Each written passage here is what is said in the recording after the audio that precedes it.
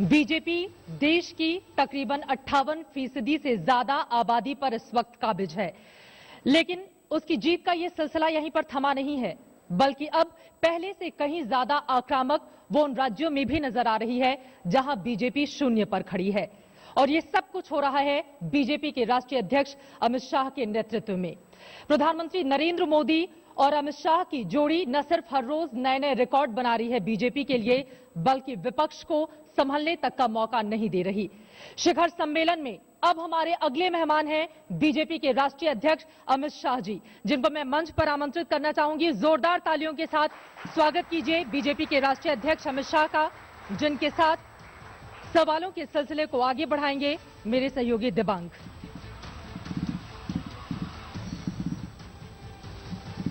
नमस्कार, शिखर सम्मेलन में आपका स्वागत है। मैं हूं दिबांग। हमारा आज का कार्यक्रम अपने आखिरी पड़ाव पर है और इस समय हमारे साथ हैं चुनावी राजनीति के शहंशाह, एक एक बूथ को जीतने की बात करने वाले, जीतने की रणनीति बनाने वाले हमारे खास मेहमान अमित शाह।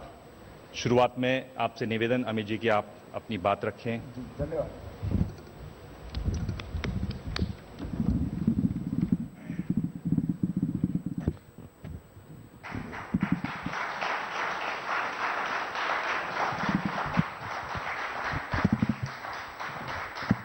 मित्रों, आज भारतीय जनता पार्टी के नेतृत्व में जो एनडीए की सरकार है, जो भारतीय जनता पार्टी के सर्वोच्च नेता श्री नरेंद्र मोदी जी के नेतृत्व में चल रही है, एनडीए की सरकार के 3 साल समाप्त होने के मौके पर आज मैं आप सबके सामने उपस्थित हुआ हूं। भाजपा के अध्यक्ष होने के नाते स्वाभाविक रूप से मेरी पार्टी की सरकार जो मोदी जी के नेतृत्व में चल रही है, उसने अब तक 3 साल में जो किया है उससे आप लोगों को मैं अवगत कराना चाहता हूं। कई प्रकार के काम 3 साल के अंदर नरेंद्र मोदी सरकार, भाजपा सरकार ने हाथ में लिए हैं और समाप्त भी किए हैं। सबसे पहला काम, देश की राजनीति में से परिवारवाद, जातिवाद और तुष्टीकरण, ये 3 नासूरों से देश की राजनीति को, चुनावी राजनीति को मुक्ति दिलाने का लगभग काम नरेंद्र मोदी सरकार ने और भारतीय जनता पार्टी ने समाप्त किया है। मोदी जी ने जब एनडीए ने उनको नेता चुना, उस वक्त सेंट्रल हॉल में एक भाषण किया था। वो भाषण के 3 बिंदु थे कि नरेंद्र भाई की जो सरकार बनेगी वो सरकार गरीबों को समर्पित सरकार रहेगी, वो सरकार पारदर्शी सरकार रहेगी और वो सरकार दुनिया में देश के सम्मान को बढ़ाने वाली सरकार होगी। ये 3 वादे प्रधानमंत्री जी ने देश की जनता के सामने सेंट्रल हॉल में किए थे और आज मैं बड़े गौरव के साथ कह रहा हूं, तीनों वादों पर नरेंद्र मोदी सरकार, भाजपा सरकार खरी उतरी है और 3 साल के बाद हम देश की जनता के सामने जा रहे हैं। नरेंद्र मोदी सरकार ने इस देश के अंदर एक प्रकार से सोच बदलने का काम किया है, देश का स्केल बदलने का काम किया है। जितनी भी सरकारें आई, कोई सरकार ऐसा कभी नहीं सोच सकती कि इस देश के हर गांव के अंदर बिजली पहुंचा दी जाएगी। नरेंद्र मोदी जी ने तय किया कि 2018 तक देश में एक भी गांव ऐसा नहीं रहेगा जहां बिजली नहीं पहुंचेगी। कभी 5,000, कभी 10,000, कभी 15,000 गैस के सिलेंडर सरकार के कार्यकाल में बांटे जाते थे। कोई सरकार ने कभी ऐसा नहीं सोचा था कि एक सरकार 5 करोड़ गैस के सिलेंडर गरीबों को बांटने का काम करेंगी और ये काम नरेंद्र मोदी सरकार कर रही है। 2 करोड़ का आंकड़ा हमने स्पष्टता के साथ पूरा कर दिया है। मित्रों, हर घर में बैंक अकाउंट पहुंचाना, हर व्यक्ति को बीमा का सुरक्षा कवच देना, 7.6 करोड़ लोगों को मुद्रा बैंक के माध्यम से रोजगारी देने के लिए आगे बढ़ना, जीएसटी के मामले पर इतनी सारे मतांतर वाले देश को एक प्लेटफॉर्म पर लाकर एक ही टर्म के अंदर जीएसटी के मसौदे को आज जम्मू कश्मीर में लगभग पूरा कर दिया गया है और देश अगले 2 महीने के अंदर जीएसटी के माध्यम से एक देश एक कर प्रणाली के दायरे में आ जाएगा। मित्रों, सर्जिकल स्ट्राइक कश्मीर की बॉर्डर पर कोई नई बात नहीं थी। इस ओर से घटनाएं होती थी, उस ओर से घटनाएं होती थी, मगर आजादी के बाद देश की सीमाओं की सुरक्षा और जवानों के सम्मान के लिए किसी भी सरकार ने राजनीतिक साहस नहीं दिखाया था कि सीमा को क्रॉस कर सेना अंदर जाकर सर्जिकल स्ट्राइक कर सेना के जवानों का अपमान का बदला लेकर आएगी। ये काम नरेंद्र मोदी सरकार ने किया है। 1 रैंक 1 पेंशन का मामला 40 साल से अटका हुआ था। एक ही झटके में 1 रैंक 1 पेंशन के मामले को समाप्त करने का काम नरेंद्र मोदी सरकार ने किया है और लगभग 8,000 करोड़ से ज्यादा रुपया जवानों के वहां पहुंचने का काम किया है। 1, 2, 3, 4 सैटेलाइट छोड़ने वाला भारत आज एक साथ 104 सैटेलाइट अवकाश में छोड़कर अंदर स्थित कर दुनिया में लीडर बनने का प्रयास कर रहा है। ओबीसी कमीशन का जहां तक मामला है, काका साहब कालेलकर से लेकर आज तक कभी भी ओबीसी की मांग थी, पिछड़ा वर्ग की मांग थी कि उसको संवैधानिक मान्यता मिले, मगर किसी में साहस नहीं था। भारतीय जनता पार्टी की सरकार ने, नरेंद्र मोदी सरकार ने यह फैसला किया कि ओबीसी कमीशन को संवैधानिक मान्यता देकर देश के करोड़ों पिछड़ों को सम्मानित करने का काम नरेंद्र मोदी सरकार ने किया है। प्रगति के माध्यम से 107 से ज्यादा जो योजनाएं बनी हैं, वो योजनाओं को सीधा प्रधानमंत्री ऑफिस से प्रधानमंत्री जी देश भर के मुख्य सचिव, मुख्यमंत्री और अलग अलग सेक्रेटरीज के साथ संवाद कर हर राज्य के अटके हुए लंबित मामलों को आगे बढ़ाने के लिए इनिशिएटिव ले रहे हैं। नॉर्थ ईस्ट के अंदर विकास का एक नया रास्ता खोलने का काम नरेंद्र मोदी सरकार ने किया है। चुनाव सुधार और राजनीति में से काला धन दूर करना, चुनावी राजनीति से ये चर्चा तो हमेशा होती थी, हर पार्टी इसके लिए बात करती थी, मगर हिम्मत कोई नहीं करता था।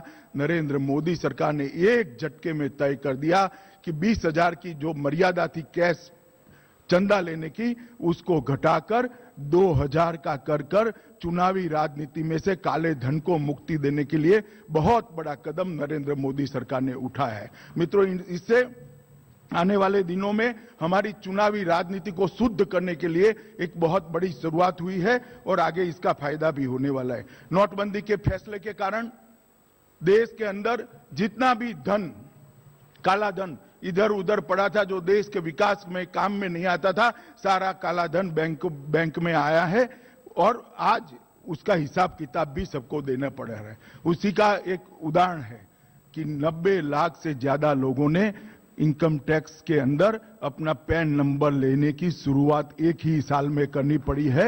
ये नोटबंदी के कारण हुआ है। मित्रों, पेरिस जलवायु सम्मेलन के अंदर भारत ने जिस प्रकार से नेतृत्व प्रदान किया, उससे भी ये लगता है कि भारत ग्लोबल लीडर बनने की दिशा में आगे बढ़ रहा है। बेनामी संपत्ति का कानून जो आज तक चर्चा में रहता था, ना रूल्स बनते थे, ना इस पर आगे कार्यवाही होती थी, भारतीय जनता पार्टी की सरकार ने बेनामी संपत्ति के कानून को ठोस तरीके से संसद में पसार कर बहुत बड़ा काम किया है। शत्रु संपत्ति का बिल भी भारतीय जनता पार्टी की सरकार ने दोनों सदनों में से पार कराकर देश के हितों की रक्षा के लिए बहुत बड़ा कदम उठाया। सेल कंपनियों पर एक जो अभियान चला है, आज मैं देख रहा हूं चहु और सेल कंपनियों के माध्यम से धन को सफेद करने वाले लोगों में एक डर व्याप्त है। सेल कंपनियों पर एक सोची समझी मुहिम के तहत ये सरकार कठोरता से काम कर रही है। भीम ऐप के माध्यम से आज डिजिटल पेमेंट में भीम ऐप दुनिया का सबसे पॉपुलर ऐप बना है और डिजिटल पेमेंट की बढ़ोतरी भी बहुत हो रही है। जेनरिक दवाओं के माध्यम से गरीब को स्वास्थ्य का अधिकार देने का काम नरेंद्र मोदी सरकार ने किया है। स्टेंट के भाव को 7,000 से 45,000 के बीच में स्थिर कर गरीब से गरीब व्यक्ति भी अपने दिल का इलाज करा पाए, इस प्रकार की व्यवस्था की है। एक सरकार पहले जो थी वो भ्रष्टाचार में डूबी हुई सरकार थी। हर महीने हर सप्ताह एक घपला घोटाला भ्रष्टाचार आता था। संवैधानिक संस्थाओं ने लगभग 12 लाख करोड़ रुपए के घपले घोटालों को बाहर लाने का काम किया था। भारतीय जनता पार्टी की नरेंद्र मोदी सरकार 26 तारीख को 3 साल समाप्त कर देगी।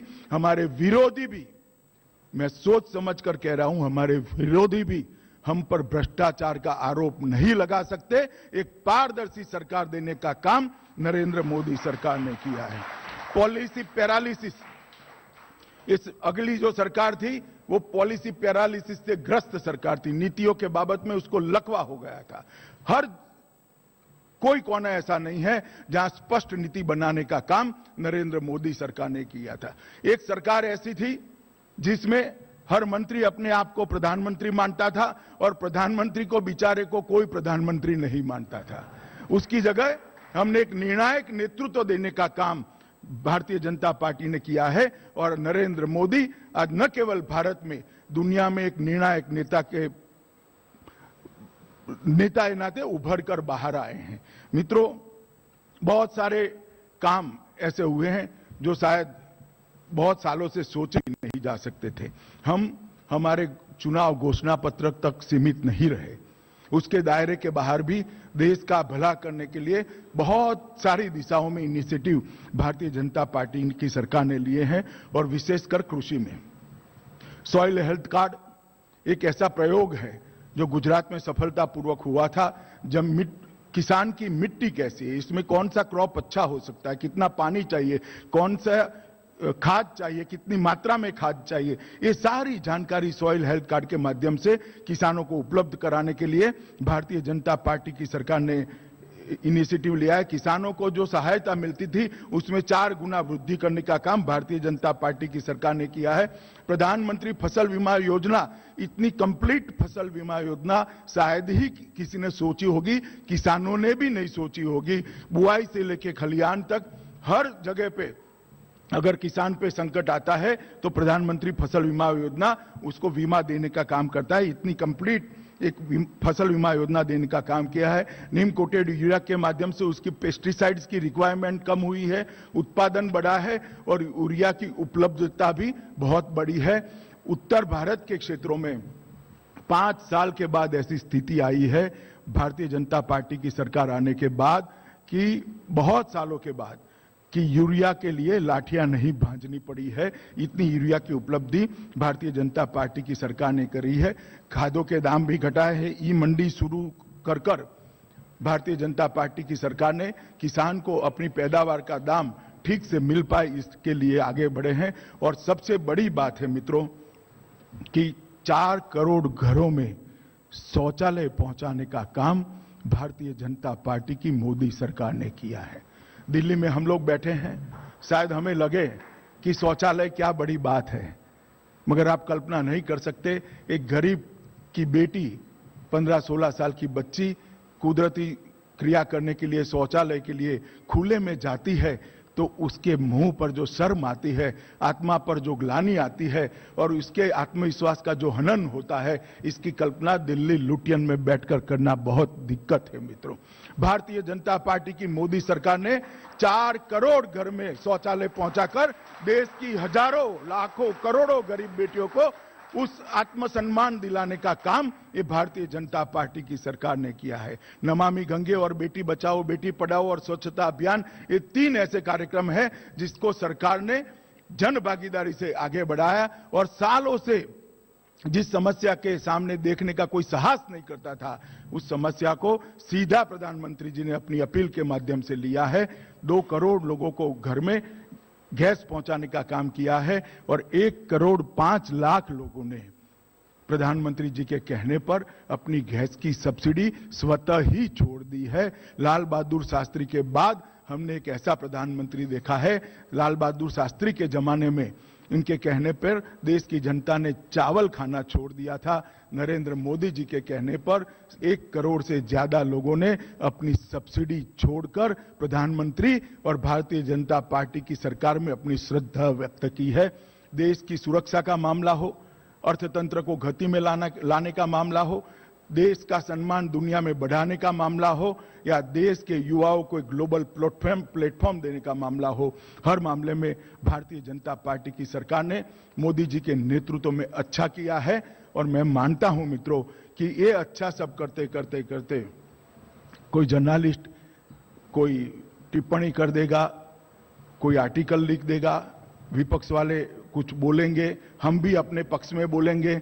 ये सब तो राजनीति में होता रहता है, मगर लोकतंत्र में सबसे बड़ा सर्टिफिकेट जनादेश होता है। और नरेंद्र मोदी सरकार के चुनाव जीतने के बाद, नरेंद्र मोदी सरकार बनने के बाद देश में जितने भी चुनाव आए, सब में भारतीय जनता पार्टी ने स्थिति अपनी अच्छी की है, या तो वहां पर सरकार बढ़ाई है, चाहे कॉरपोरेशन का चुनाव हो, चाहे पंचायत का चुनाव हो, चाहे विधानसभा का चुनाव हो, चाहे लोकसभा के उपचुनाव हो, हर जगह पे नरेंद्र मोदी के नेतृत्व में अक्रॉस द कंट्री पूरे देश में जन समर्थन मिला है, जनादेश मिला है। और मैं मानता हूं मेरी सरकार के, भारतीय जनता पार्टी की सरकार का सबसे बड़ी उपलब्धि है कि जनता का ये प्यार और जनादेश मोदी जी को जो मिला है वो उनकी लोकप्रियता का द्योतक है। और सबसे बड़ी बात, आजादी के बाद सबसे लोकप्रिय जननायक को देने का काम भारतीय जनता पार्टी ने किया है, और वो जननायक का नाम है श्री नरेंद्र मोदी। धन्यवाद। धन्यवाद।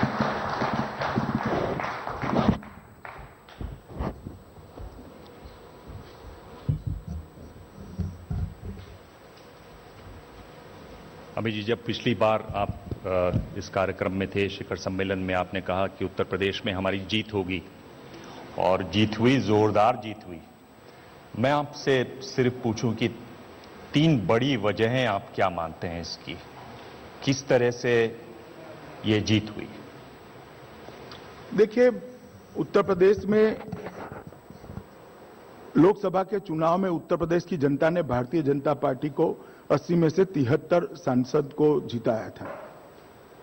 मोदी जी स्वयं उत्तर प्रदेश से आते हैं, वाराणसी से सांसद हैं, और उसके बाद में जिस प्रकार से 3 साल ये सरकार चली और जिस प्रकार से इस सरकार ने नीचे तक गरीबों की समस्याओं को एड्रेस करना शुरू किया, मुझे लगता है इसकी एक बहुत अच्छी आस इससे उत्तर प्रदेश की जनता में बंधी थी।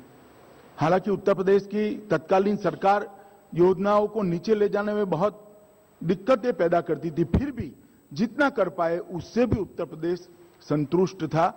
मैं मानता हूं कि मोदी जी की लोकप्रियता और केंद्र सरकार के जो अच्छे काम थे, दोनों को मिल मिलाकर उत्तर प्रदेश की जनता ने सपा बसपा के विकल्प के अलावे भारतीय जनता पार्टी को चुनना पसंद किया।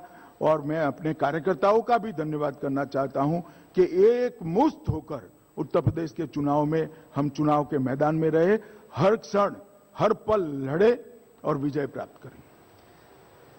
एक तो उत्तर प्रदेश में जीत, इतनी भारी जीत, आमतौर पर इतनी बड़ी जीत हो जाती है तो लोग आराम करते हैं।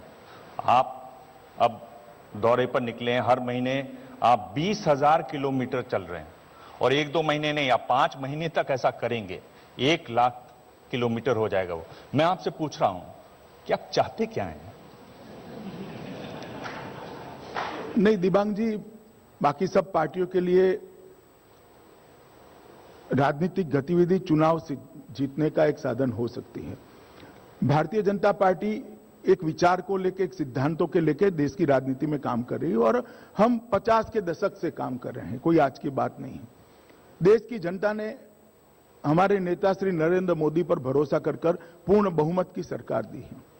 30 साल के बाद देश की जनता ने किसी एक पार्टी को पूर्ण बहुमत देने का काम किया है, और आजादी के बाद पहली बार किसी गैर कांग्रेसी दल को पूर्ण बहुमत देने का काम किया है।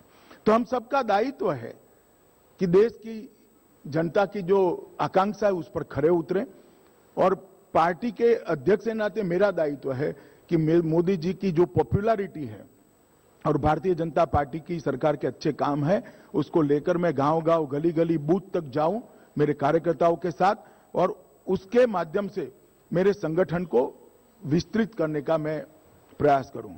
और इसीलिए हम ओडिशा, केरल, बंगाल, आसाम में अब सरकार बन ही गई है,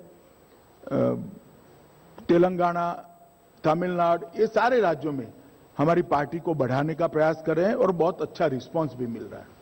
क्या एक ये बात जो आप कहते हैं और हर जगह कहते हैं कि भाई हर बूथ पर, हर पंचायत पर, पूरे पार्लियामेंट पर हमारी सरकार होनी चाहिए। हम इसका एक बार पहले इतिहास में नमूना देख चुके हैं। जो इमरजेंसी में हुआ, जब मोदी जी खुद भूमिगत थे, अरुण जेटली जेल गए थे, ये दोबारा नहीं होगा, ये आप कैसे सुनिश्चित करेंगे, कैसे कहेंगे इसको? ये तो निर्भर करता है कि सत्ता किसके हाथ में है। दिमाग जी, जो इमरजेंसी लगती है वो अध्यादेशों से नहीं लगती है। इमरजेंसी मानसिकता से पैदा होती है, और इमरजेंसी इसलिए पैदा हुई थी कि कांग्रेस की मानसिकता ऐसी। भारतीय जनता पार्टी ने कभी अपने विरोधियों को गलत तरीके से दबाने का प्रयास नहीं किया। आज हम 13 राज्यों में सत्ता में हैं, कहीं पर भी कोई ये कंप्लेन नहीं कर सकता। मगर बार बार चुनाव जीतने का मतलब ये नहीं कि हम विरोधियों को दबा रहे हैं, मगर विरोधियों को बढ़ाने का काम भी तो मेरा नहीं है, वो तो उनको खुद ही बढ़ना पड़ेगा। विरोधी तो कह रहे हैं आप दबा नहीं रहे हैं, आप उनको डरा रहे हैं। देखिए, बोलने के लिए इस प्रकार की बात करना बहुत सरल बात है। दिबांग जी, ना आप डर रहे हो, इतने कितनी बेबाकी से पूछ रहे हो बताओ। तो इतनी बड़ी पार्टी वाले लोग थोड़ी ना डर जाएंगे भैया, कोई नहीं डरता दुनिया में।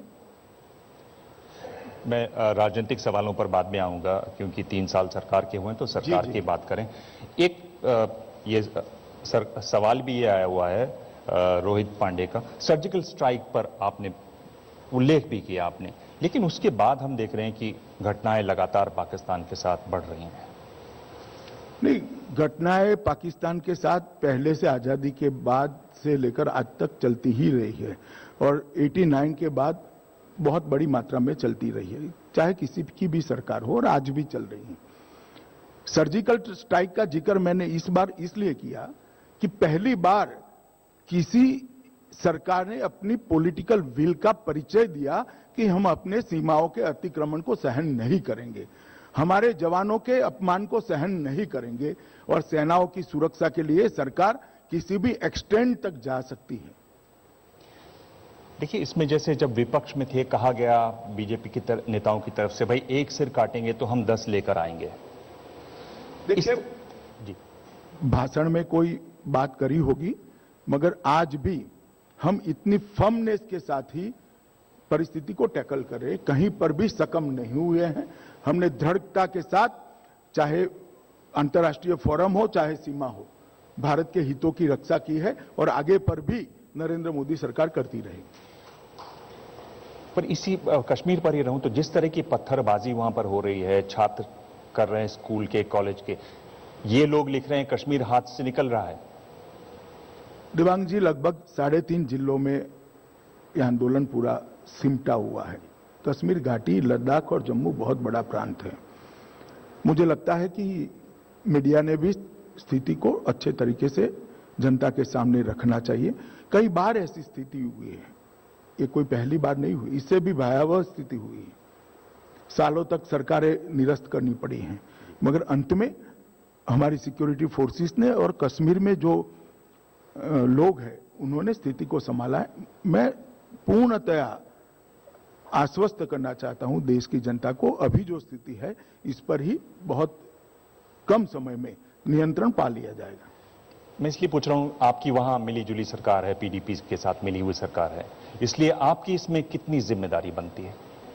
नहीं, कश्मीर की सरकार हो ना हो, भारत सरकार की भी जिम्मेदारी बनती है। आप क्यों इतने दूर कश्मीर तक जाते हैं? मैं दिल्ली की ही बात करता हूं। हमारी जिम्मेदारी है ही, हम जिम्मेदारी से भागने वाले लोग नहीं है। इसीलिए मैं कहता हूं कि मैं देश की जनता को आश्वस्त करना चाहता हूं कि कश्मीर की समस्या का हम जल्दी ही समाधान लाएंगे और कश्मीर में स्थिति नियंत्रण में आएगी। इसी से आंतरिक सुरक्षा की बात करें तो जिस तरह की घटना नक्सल क्षेत्रों में हो रही है, आप नक्सलबाड़ी में थे, सुकमा पर इतनी बड़ी घटना हुई, इतने लोग मारे गए, सड़क बनाते हुए लोग मारे गए। नहीं, 2 तरीके हो सकते हैं, एक तो उनको करने दो या तो उनके साथ सामने लड़ो। हमारी सरकार वामपंथी हथियारधारी ग्रुपों के सामने लड़ रही है। जब लड़ाई होती है तो गोली एक ओर से नहीं चलती दिमाग की, दोनों ओर से चलती है। मगर मैं कहना चाहता हूं कि जब हम शासन में आए उसके पहले वामपंथी चरमपंथी ग्रुपों की जो स्थिति थी उसमें आज बहुत डिटोरिएशन हुआ है और स्थिति पर बहुत बड़ा नियंत्रण भी आया है। इक्का दुक्का घटना को इस तरह से आकलन नहीं कर सकते। एक बहुत बड़ी लड़ाई हमारी सिक्योरिटी फोर्स ने नक्सल प्रभावित क्षेत्रों में लड़ी है। एक बात है नौकरी की, और अब से कुछ देर पहले यहाँ पी चिदम्बरम साहब भी मौजूद थे और उन्होंने कहा कि लेबर ब्यूरो की जो रिपोर्ट है जो कह रही है कि 2015 में 1,35,000 नौकरियां निकली, जबकि अगर आप देखें तो 2013 की बात करें तो 4,19,000 नौकरियां, 2011 की बात करें तो 4,30,000 नौकरियां। इसको आप कैसे देखते हैं? युवा बहुत बड़ी संख्या में आपकी पार्टी के साथ जुड़े, अभी भी जुड़े हुए हैं। देखिए, चिदम्बरम साहब को तो मैं इतना ही कहना चाहता हूं कि अपने 10 साल को जरा देख लें। हमें सवाल पूछने का अधिकार जनता का है, जवाब देने का दायित्व भी बनता है, मगर कांग्रेस को तो 10 साल के शासन के बाद सवाल पूछने का भी अधिकार नहीं है। कोई किसी भी एंगल से कांग्रेस पार्टी का हमसे सरकार के बारे में सवाल पूछने का अधिकार नहीं बनता है। इन्होंने जिस प्रकार से 10 साल शासन किया है। जहां तक नौकरियों का सवाल है, आंकड़े आप बोल ही गए हो, इसलिए मैं बोलना नहीं चाहता, मगर इसके साथ साथ स्टार्टअप के माध्यम से, स्किल इंडिया के माध्यम से और मुद्रा बैंक के माध्यम से हमने देश के करोड़ों युवाओं को स्वरोजगार के बारे में प्रेरित करने का काम किया है और बहुत अच्छे परिणाम मिले हैं। दिबांग जी, ये देश की एक समस्या है कि 125 करोड़ के देश को कोई नौकरी नहीं दे सकता, और 125 करोड़ के देश को नौकरी देने की बात करना भी बेमानी है। नरेंद्र मोदी सरकार ने स्वरोजगारी को बढ़ावा देकर, और जो गरीब बच्चों के लिए कभी बैंक के दरवाजे खुले नहीं थे, 10,000 से लेकर 10 लाख तक का लोन उन्होंने बैंक के माध्यम से विदाउट एनी गारंटी या गारंटर देने का काम किया। इससे करोड़ों की मात्रा में बच्चों ने अपनी अपनी स्वरोजगारी की छोटी छोटी यूनिट शुरू की है और रोजगार बढ़ा है। ये सवाल है अशोक वानखेड़े का, और पूछ रहे हैं कि पिछले 3 सालों में किसानों की जो आत्महत्याएं, आप मुस्कुरा रहे हैं अशोक वानखेड़े के नाम से, ये आत्महत्याएं रुक नहीं पा रही हैं, इस पर आप क्या कहेंगे? देखिए, एक बहुत लंबे समय से कृषि क्षेत्र को अलग प्रकार से जितनी तवज्जो मिलनी चाहिए थी उतनी नहीं दी गई, और इसी का परिणाम है किसानों की आत्महत्या। मैं आपको दिबांग जी मेरी पार्टी का रिकॉर्ड बताना चाहता हूं। जहां जहां भारतीय जनता पार्टी की सरकार है, कहीं पर भी कृषि ग्रोथ रेट हमारा 10% से कम लगभग नहीं। उत्तर प्रदेश में हम नए नए आए हैं, उत्तराखंड में नए नए आए हैं, गुजरात, छत्तीसगढ़, मध्य प्रदेश, महाराष्ट्र में भी अच्छा इंप्रूव करा है, झारखंड में इंप्रूव कर चुका है, हरियाणा में खैर पहले भी अच्छा था, आज भी और इंप्रूव कर रहे हैं। मगर जहां जहां हमारी सरकारें आई, उसने कृषि क्षेत्र को मजबूत करने के लिए बहुत अच्छे काम किए हैं और परिणाम लक्ष्य काम किए। नरेंद्र मोदी सरकार ने भी प्रधानमंत्री इरिगेशन योजना, प्रधानमंत्री फसल बीमा योजना, किसानों की सहायता, यूरिया, नीम कोटेड यूरिया, खाद के दाम कम करना, अंबेडकर ई मंडी करना, ये सारी चीजों को लेकर बहुत अच्छे से एक संपुट बनाकर किसानों के सामने रखा है। मुझे लगता है कुछ समय में अच्छे परिणाम भी मिलेंगे। ये कह रहे हैं कि नोटबंदी जो हुई थी उसका जो पैसा बैंक में आया, कितना आया रिजर्व बैंक में? चिदम्बरम बोल रहे थे कि आप तिरुपति से जो नोट गिनते हैं उनको बुला लीजिए, वो बता देंगे, पर सरकार अभी तक नोट गिन नहीं पा रही है कि कितना पैसा आया। आंकड़ा तो रिजर्व बैंक वाले देंगे जब देना है। तो मैं चिदम्बरम जी को इतना ही बताना चाहता हूं कि नोटबंदी के कारण आज देश की इकोनॉमी में बहुत बड़ा अंतर आया है। आप कल्पना कर सकते हैं दिबांग जी, एक ही वर्ष के अंदर 90 लाख से ज्यादा लोग अपना पैन कार्ड बनाए, इनकम टैक्स नंबर ले, जो एवरेज 4-5 लाख की थी, और उसमें भी जो निकल जाते थे वो अलग प्रकार के होते थे, मगर ये 90 लाख से ज्यादा लोगों ने पैन कार्ड बनाया है। दूसरी बात कि सारा धन जो आया है वो आज बैंकों के पास आया। इसके माध्यम से मैंने जो कहा, मुद्रा बैंक योजना से लेके इंफ्रास्ट्रक्चर के फाइनेंस से लेके बाकी सारी एक्टिविटी, जो धन कुबेर की तिजोरियों में और घरों में और गद्दों के नीचे जो धन पड़ा था, वो आज देश के काम में आया है। उसके हमारी ग्रोथ रेट का भी इजाफा निश्चित होना है।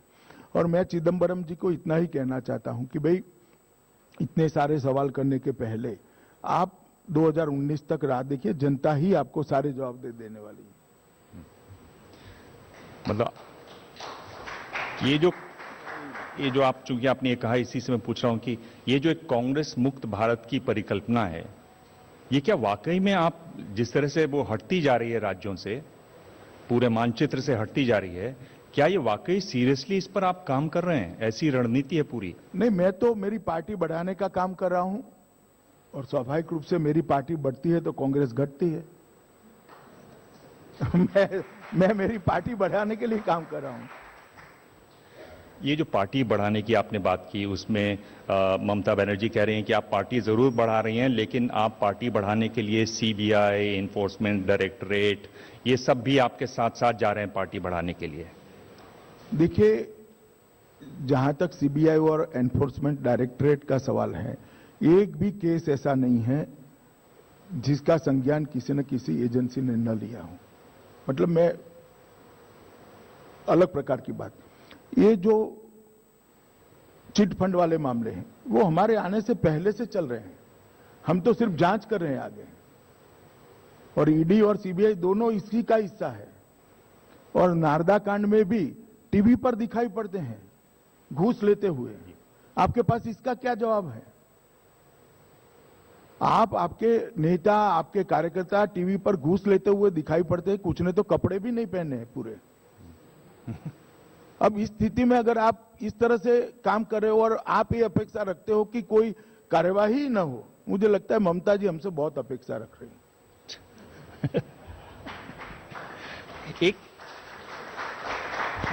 एक बात ये देखी गई कि 2014 के चुनावों के बाद जिन दो जगहों पर आपकी हार हुई, बिहार में और दिल्ली में, आजकल दोनों जगह उथल पुथल है। क्या ये भी एक शायद भाजपा की सरकार होती तो न होती।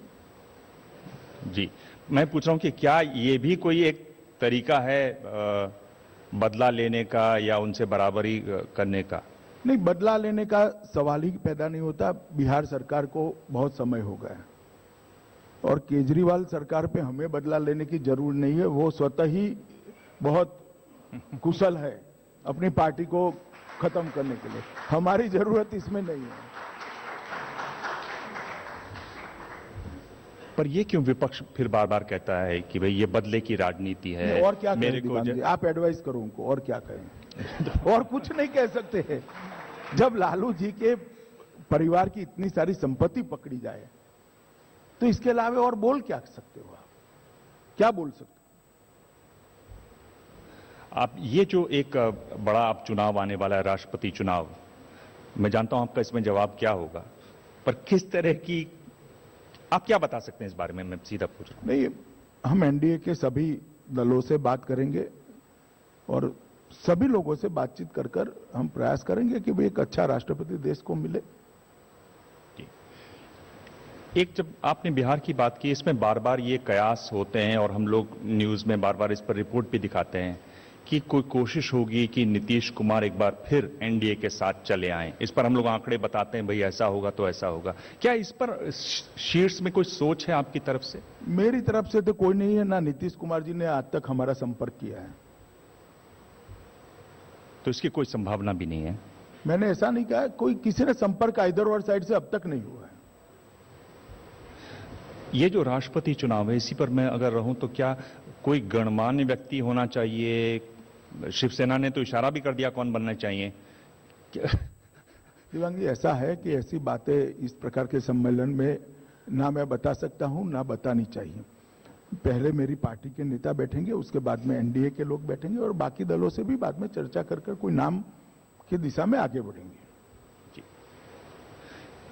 एक जो यूपी में जो आपकी जोरदार जीत हुई, एक उसका असर ये भी हो रहा है कि विपक्ष कह रहा है कि अब हम एक साथ बैठेंगे सब, और दो लड़के तो सामने आए थे, अब लगता है कि बहन जी भी आएंगी। इस तरह की चीजों को आप पढ़ते हैं, कैसे पढ़ते हैं आप? नहीं, इसमें हम क्या कर सकते हैं? हम कुछ नहीं कर सकते हैं। अगर विपक्ष साथ में आना चाहता है तो हम कैसे रोक सकते हैं उनको? ये मैं सवाल बार बार आपसे पूछना चाहता था कि आप 3 साल रहे, अब यहां शीर्ष की राजनीति कर रहे हैं, किस तरह के बदलाव आप खुद में देखते हैं जब आप समस्याओं को देखते हैं, उनके समाधानों को देखते हैं? देखिए, कोई भी देश समस्या विहीन नहीं हो सकता कभी भी, परंतु बदलाव ये आया है, कोई भी समस्या ऐसी नहीं है जिसका हल निकालने का प्रयास न हुआ हो और हल न निकाला गया हो। ये बहुत बड़ा परिवर्तन है, सोच में परिवर्तन है। देश का स्केल बदलने का प्रयास मोदी जी ने किया है। हर गांव में बिजली पहुंचाना, हर घर में शौचालय पहुंचाना, हर घर में बिजली पहुंचाने का लक्ष्यांक रखना, 5 करोड़ लोगों के घर में गैस पहुंचा देना, 7 करोड़ युवाओं को स्वरोजगार देना। मैं मानता हूं बहुत बड़ा परिवर्तन हो रहा है, बहुत बड़ा परिवर्तन हो रहा है। ये बाकी लोग क्यों नहीं देख पा रहे हैं इसको? नहीं, काफी लोग देख रहे हैं, मगर काफी लोगों की मजबूरी भी है। अगर वो ही हमारा अच्छा कह देंगे तो जनता के बीच में कैसे जाएंगे? वो तो बोल नहीं सकते विपक्ष के लोग, बाद में उनका बचेगा क्या? वो नहीं बोल सकते, मगर जनता जानती है, और जनता जानती है इसीलिए बार बार मोदी जी के नेतृत्व में भारतीय जनता पार्टी को जहां जहां चुनाव होता है जनता चुन लेती है। एक बड़ा मुद्दा जिस पर सुप्रीम कोर्ट में सुनवाई भी चल रही है आजकल, 3 तलाक का मुद्दा। ये लोग बहुत बोल रहे हैं कि राजनीति से प्रेरित हैं। आप इसको कैसे देखते हैं? पहले जहां तक राजनीति का सवाल है, मैं मानता हूं इस मामले को राजनीतिक नहीं बनाना चाहिए। ये कोई भाजपा सरकार ने या भारतीय जनता पार्टी ने खड़ा किया हुआ मामला नहीं है। 3 मुस्लिम महिलाएं अपने न्याय के लिए, अपने अधिकारों के लिए देश की सर्वोच्च अदालत के सामने गई है, और इसमें सरकार ने अपना पक्ष रखा है। और जहां तक भारतीय जनता पार्टी की सरकार का सवाल है, हम मानते हैं कि ट्रिपल तलाक मुस्लिम महिलाओं के संवैधानिक अधिकारों का हनन करता है, इसलिए यह व्यवस्था को चालू नहीं रखना चाहिए। यह हमारा बहुत फर्म स्टैंड है।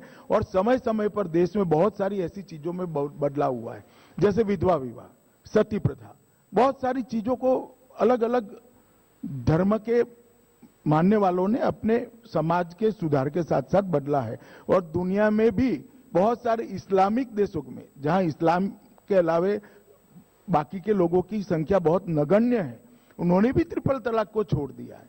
तो मैं मानता हूं कि ये कोई राजनीतिक मामला नहीं है, मुस्लिम महिलाओं के अधिकार का मामला है, और उसमें पूरा देश लगभग एक है। जो कोर्ट ने कहा कि भाई आप कानून क्यों नहीं बना लेते, सरकार ने वहां पर कहा कि अगर इस पर रोक लगती है तो सरकार कानून बना देगी, फिर कोर्ट ने कहा आप कानून क्यों नहीं बना लेते हैं? तो इसको अब दिबांग जी देखिए, कानून नहीं बनाया फिर भी आप इसको पॉलिटिकल कहते हो, बनाएंगे तो क्या कहोगे बताओ? बाद में पॉलिटिकल ही कहोगे। और कोर्ट ने अब तक बहुत सारे मुद्दों पर संवैधानिक अधिकारों के साथ तुलना करते हुए एग्जिस्टिंग व्यवस्था को अवैध घोषित किया है। कोई पहली बार नहीं हुआ है, बहुत सारी बार अल्ट्रा वायरस घोषित किया है। एक सवाल है कि गुजरात में जो चुनाव होंगे उसके लिए आप कितने तैयार हैं, क्योंकि ये पहला चुनाव होगा काफी सालों बाद कि प्रधानमंत्री, अब मुख्यमंत्री वहां अब मोदी जी नहीं रहेंगे। कितनी तैयारी है उसकी? नहीं, मुख्यमंत्री नहीं रहेंगे, मगर मोदी जी प्रधानमंत्री हैं, तो शायद हमारी सीटें बढ़नी ही चाहिए। सीएम थे तो 128 आई थी, अब प्रधानमंत्री है तो 150 हो सकती है। अच्छा, मोदी जी तो है ही।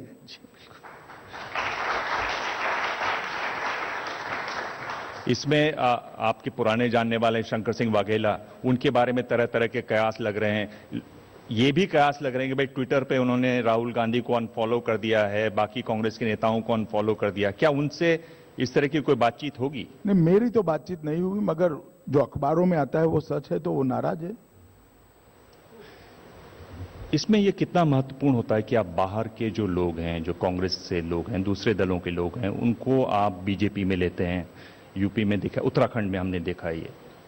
देखिए, जितने भी लोगों को हमने लिया है वो सब लोगों ने मेरी पार्टी और मेरी विचारधारा को स्वीकार कर कर पार्टी ज्वाइन की, एक बात।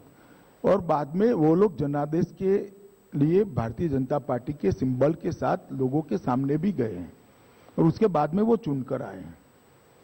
अरुणाचल छोड़कर सारी जो नई एंट्री हुई है वो चुनाव के पहले हुई। ईवीएम के मुद्दे पर आजकल बहुत हल्ला है। एक तरीके से ईवीएम मशीन नहीं है, लोकतंत्र की बात हो रही है। क्या लगता है कि इस पर उतना मजबूती से जवाब नहीं दिया गया विपक्ष को कि आप ईवीएम पर हल्ला करते हैं? छोटे जवाब देना चाहिए, जो भी चुनाव आयोग ने देना चाहिए। चुनाव आयोग ने कहा है, सारे राजनीतिक दलों की मीटिंग बुलाई, उनको कहा कि हम आपको मौका देंगे सिद्ध करने का। तो मुझे लगता है कि प्रेस में जाने की बदले जगह वही करना चाहिए। अगर ईवीएम के साथ कोई छेड़खानी हो सकती तो वहां दिखा देना चाहिए।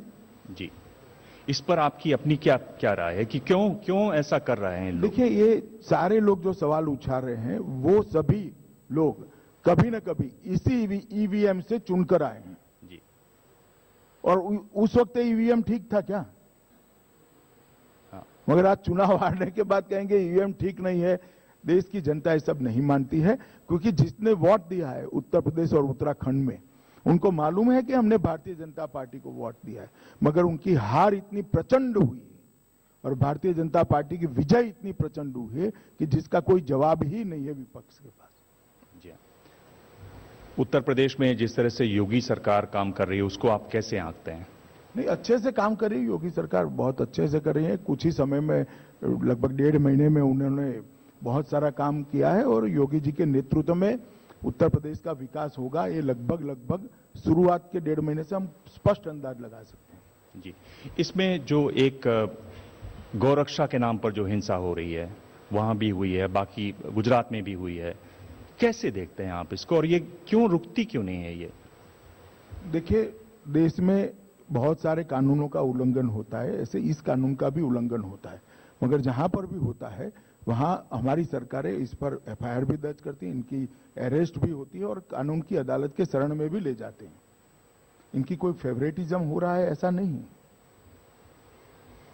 एक इसी से जुड़ा हुआ सवाल है और जब योगी जी बने तो इस पर भी समाचार पत्रों में लिखा गया, राम मंदिर का जो मुद्दा है, ये आपसे हर बार पूछा जाता होगा, हर बार आप इसका जवाब देते हैं। हमने कहा है कि भारतीय जनता पार्टी के चुनाव घोषणा पत्र में है कि राम जन्मभूमि मंदिर को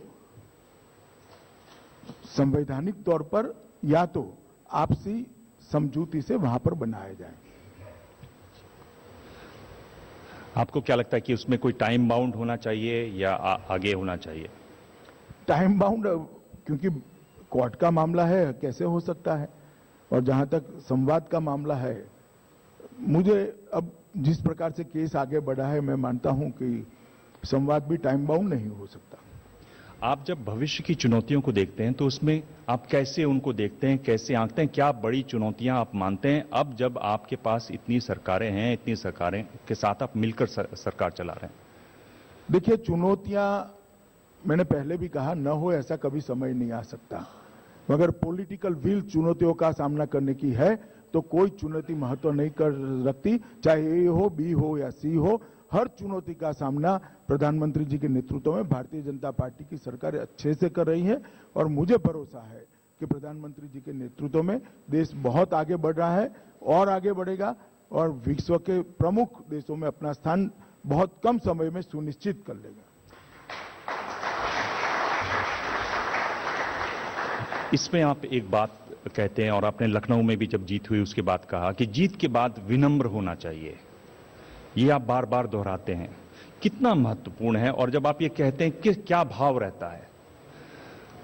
देखिए, और इतनी भारी जीत, अमित जी, जीत भारी हो या कम मार्जिन की हो, विनम्रता हमेशा रहनी चाहिए। और इसीलिए भारतीय जनता पार्टी अपने सभी चुने हुए प्रतिनिधियों का प्रशिक्षण भी कर रही है और हम इस बात को बहुत जिम्मेदारी पूर्वक लोगों के बीच में रखते भी है और मैं मानता हूं कि हम ये करने में सफल भी हुए। जहां जहां हमारी सरकारें बनी, बार बार चुनकर आती है, इसका मतलब यह है कि हम जीत को पचा पाए। जी, इसके लिए कोई ट्रेनिंग करते हैं? उसके लिए क्या व्यवस्था रहती है, कैसे चलता है? हमारी पार्टी का प्रशिक्षण का इंटरनल काम पूरे साल चलता ही रहता है। जी जी, ये हमारा रेगुलर ऑर्गेनाइजेशनल अफेयर्स है। जी, अगर आप 2019 को देखें तो आप फिलहाल यहां से किस तरह की चुनौतियां देख रहे हैं और किस तरह की तैयारियां देख रहे हैं? देखिए, अभी 19 को काफी देर है, 2 साल बाकी है, बहुत सारे नए मुद्दे भी आएंगे, राजनीतिक स्थितियों में भी बदलाव आएगा। मगर इतना मैं जरूर कहना चाहता हूं कि 2019 के चुनाव में भारतीय जनता पार्टी और एनडीए के साथी मोदी जी के नेतृत्व में अभी जो है उससे बहुत बड़े बहुमत के साथ फिर से चुनाव जीत कर आएंगे और एक लंबे समय तक मोदी जी देश को अच्छा नेतृत्व देंगे। अब आपकी कुछ निजी बात करें। निजी बात रहने ही दीजिए दिबांग जी, मैं कोई निजी व्यक्ति भी नहीं हूं, मैं सार्वजनिक जीवन में हूं, तो सब सार्वजनिक ही होता है। चलिए तो फिर पॉलिटिकली रहता हूं, निजी बात में आऊंगा। ये बताइए कि जिन राज्यों में जहां आपकी पकड़ उतनी नहीं है, जो सीटें आपने पिछली बार नहीं थी, उनमें किस तरह से आप प्रयास कर रहे हैं, किस तरह से जोर लगा रहे हैं? नहीं, अभी हमारे सदस्यता अभियान के माध्यम से हमने हर बूथ के अंदर कार्यकर्ताओं की टोली बनाई है और मेरा जो दौरा है हर राज्यों का 3 दिन का, उसमें मेरा आग्रह रहता है कि वो बूथ समितियों को गठन ठीक से हो और वो बूथ समितियां एक्टिव भी हो, वो बूथ एक मजबूत भारतीय जनता पार्टी की इकाई बने, इसके लिए हम मजबूती से काम कर रहे हैं। उसके साथ साथ भारतीय जनता पार्टी की सरकार ने जो काम किए हैं उसको भी लोगों के बीच में लेकर जा रहे हैं, मोदी जी के संदेश को भी लोगों के बीच में लेकर जा रहे हैं। दिव्यांग जी, 7 चर्च में बहुत अच्छा प्रतिसाद मिल रहा है, चाहे ओडिशा हो, केरल हो, तेलंगाना हो, बंगाल हो, त्रिपुरा हो, हर जगह पे बहुत अच्छा प्रतिसाद मिला है। मैं अभी 3 दिन लक्षद्वीप था। लक्षद्वीप जैसे दूर दराज के क्षेत्रों में भी मोदी जी के नाम पर लोग भारतीय जनता पार्टी के साथ जुड़ने के लिए तैयार हैं। ये एक सवाल है, ये कह रहे हैं कि ये अनिल कुमार हैं, कह रहे हैं कि स्वामी और अन्य नेताओं ने कहा है कि 2018 में राज्यसभा में संख्या होगी, अगर तब तक राम मंदिर पर फैसला नहीं हुआ तो विकल्प देखेंगे, तो क्या ये विकल्प ऑर्डिनेंस होगा? भाई, स्वामी जी की बातों को आप एकदम भारतीय जनता पार्टी की बात मानकर मत चलिए, हम है ना कहने के लिए। अमित जी, ये बताइए कि 18 साल की उम्र में आप पीवीसी पाइप्स की ट्रेडिंग करते थे, आपने फैक्ट्री बनाई मानसा में, क्या सोचकर, क्या भाव था? और ये उस समय की बात है जब बीजेपी का नाम लेवे बहुत ज्यादा लोग नहीं थे, क्या सोचकर आप इस राह की तरफ आए? दिवांग जी, बहुत सारे कार्यकर्ता भारतीय जनता पार्टी के, मैं अकेला नहीं हूं, वो एक अलग बात है, मेरा भाग्य भी है और पार्टी की मुझ पर कृपा भी है कि मैं आज पार्टी का अध्यक्ष हूं। मगर बहुत सारे कार्यकर्ता, हमारे करोड़ों कार्यकर्ता ऐसे हैं जो इतनी कम आयु में पार्टी के साथ जुड़े हैं, पीढ़ियां जुड़ी हैं, 80 छोड़िए 50 से जुड़े हुए हैं। वो कोई प्राप्त करने के लिए राजनीति में नहीं आए थे। राजनीतिक क्षेत्र की सूचिता बनाए रखें, उसमें गिरावट ना आए, उसकी गरिमा को बढ़ाने के लिए और भारतीय जनता पार्टी के सिद्धांतों के और विचारधारा के आधार पर भारत के उत्थान के लिए हम राजनीति में आए थे। और जब हम लोग भारतीय जनता पार्टी से जुड़े तब तो हमारा मजाक उड़ाया जाता था, कॉलेजों में और बाकी सब जगह हमारे फैसलों पर सवाल उठाए जाते, कहां जा रहे हैं, इस प्रकार के बहुत सारे लोगों ने हम लोगों को एडवाइस भी किया था कि ये क्या करें। मगर खैर, एक आयु होती है और उसी आयु में भारतीय जनता पार्टी के बहुत सारे कार्यकर्ता हैं, 30 साल, 40 साल, 50 साल से काम कर रहे हैं और बहुत अच्छे से, इसीलिए पार्टी हमारी मजबूत हुई है। आपने भाग्य और कृपा कहा। अमित जी, आप इतनी मेहनत करते हैं, आप मेहनत कभी क्यों नहीं कहते हैं? आप अगर 5 महीने में 1 लाख किलोमीटर ट्रैवल कर रहे हैं तो आप उस बात को क्यों छोड़ देते हैं? क्योंकि दिबांग जी, आप मुझे अकेले को देख रहे हैं।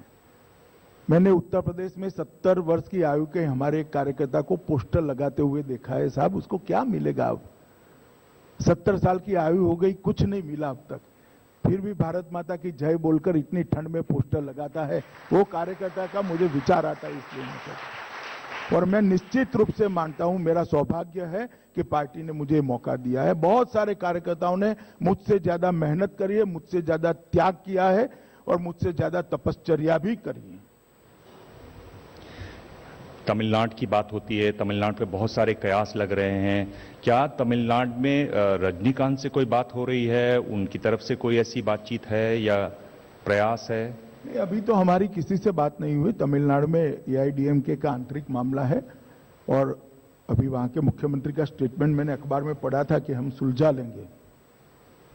ठीक ही है जी, सुलझ जाता है तो। जी नहीं, रजनीकांत की मैं बात कर रहा हूं। क्या आपको लगता है कि एक और रजनीकांत जी से हमारी कोई बात नहीं हुई? पर क्या इस तरह की कोई खोज है?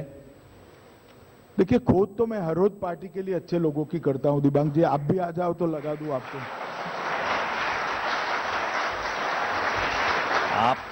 आप सार्वजनिक मंच से एक ऑफर दे रहे हैं? हाँ हाँ, जरूर। अच्छा, मैं इस पर पूछना चाह रहा था कि ऐसा मैंने पढ़ा है कि आप 1980 से आप रोजाना एक डायरी लिखते हैं और मैं हिसाब लगा रहा था कि अगर आप एक भी पन्ना उसमें लिखते हैं रोज तो करीब 13,500 पन्ने आप लिख चुके हैं। ये डायरी में आप क्या शायद लिखते हैं? इससे ज्यादा ही होंगे, मगर मीडिया को कभी नहीं मिलने वाले हैं, आप उसकी ओर मत देखिए।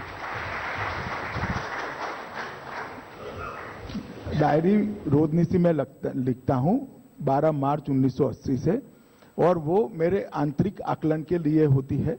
मेरे जीवन में कहीं भटकाव ना आए, मेरे जीवन का ध्येय और रास्ता हमेशा एक दिशा का रहे, इसके लिए मैं लिखता हूं। जी हाँ। ये हमारी सहयोगी शीला रावल, उनका सवाल है। वो कह रही हैं कि ऐसा लगता है कि आप विपक्ष पर निशाना साधे हुए हैं। मायावती, लालू, अरविंद केजरीवाल, चिदम्बरम, और आप एक उनको बैकफुट पर लाना चाहते हैं, एक प्रेशर उन पर डालना चाहते हैं। देखिए, ये देश में एक बहुत बड़ा उदाहरण है इमरजेंसी का। इस प्रकार के हथकंडों से कोई बैकफुट पर नहीं आता है, ना कोई दबता है, अगर गलत तरीके से दबाया जा सके तो। और ये हम भुगत चुके हैं, इसलिए हमारी कोई ऐसी मंशा नहीं है। बट इट डजंट मीन कि आपने गलत किया है इसको भी बख्श दिया जाएगा।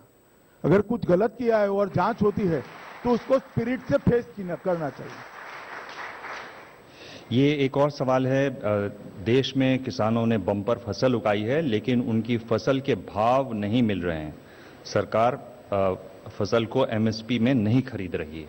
नहीं, समर्थन मूल्य से जहां जहां भारतीय जनता पार्टी की सरकारें हैं, हर जगह पे खरीदी शुरू हो गई है। यूपी जैसे बड़े राज्य में जहां कभी रबी की फसल खरीद नहीं होती थी, वहां पर भी 80 लाख टन गेहूं की खरीदी का लक्ष्यांक रखा है, और हर जगह पे फसल खरीदना शुरू हुआ है। अमित जी, जिस तरह से आप जवाब देते हैं, जिस तरह से आप राजनीति कर रहे हैं, उससे ऐसा लग नहीं रहा कि सारे जो विपक्षी हैं वो 2019 में ऐसा ना हो एक तरफ हो जाएं, तो आपकी समस्या बढ़ेगी। बिहार में देखिए जैसा हुआ, ये कोई भाव आता है आपको? नहीं, ये भाव से क्या करूं, मैं हार जाऊं?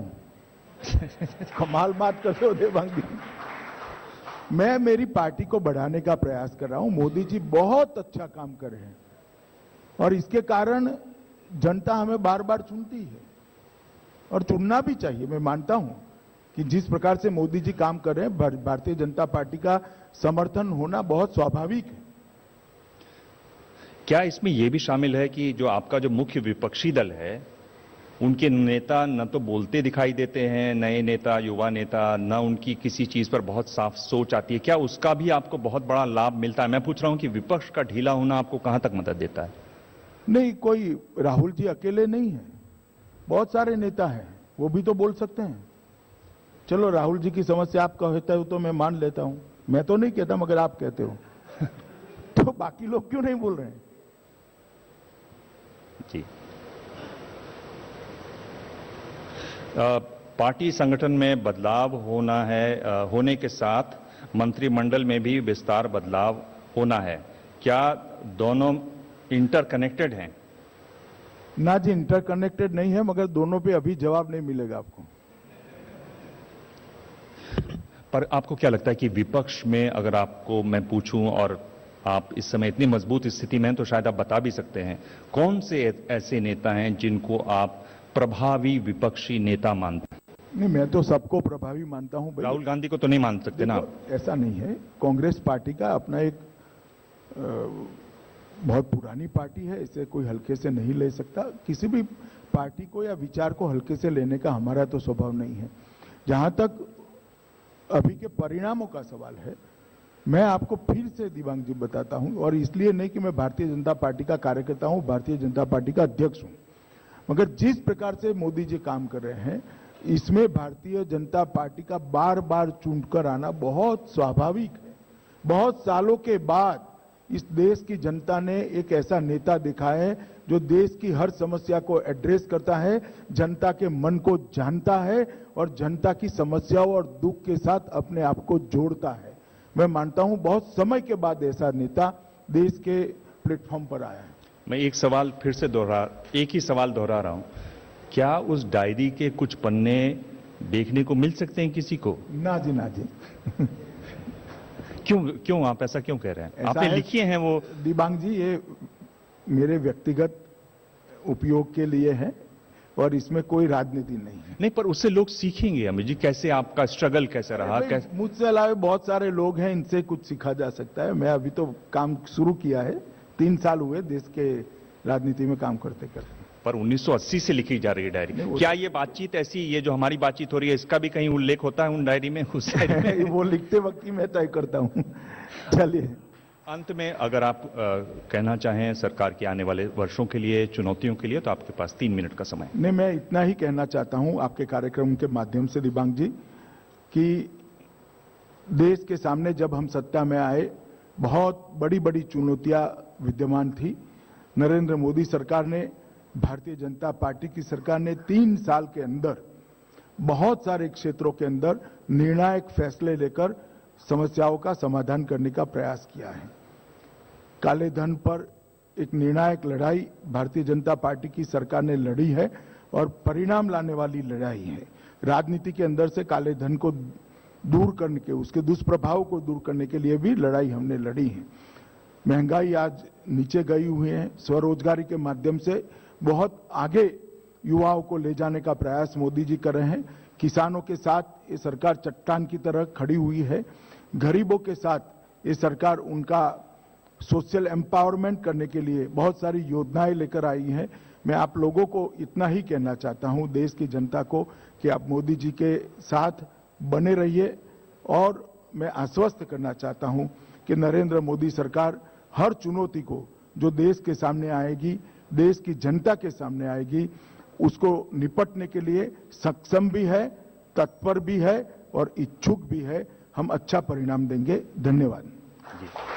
तो ये थे चुनावी राजनीति के शहंशाह, हर चुनाव को हर बूथ पर जीत की रणनीति बनाने वाले। और फिलहाल ये जो बात कह रहे हैं सारी सही हो रही है। पिछली बार इन्होंने शिखर सम्मेलन में जो बातें कही थी वो भी सही साबित हो रही हैं। आज भी इन्होंने बड़े दावे किए हैं और देखना है, अगली बार देखेंगे कि उनमें से कितनी सही बैठती हैं।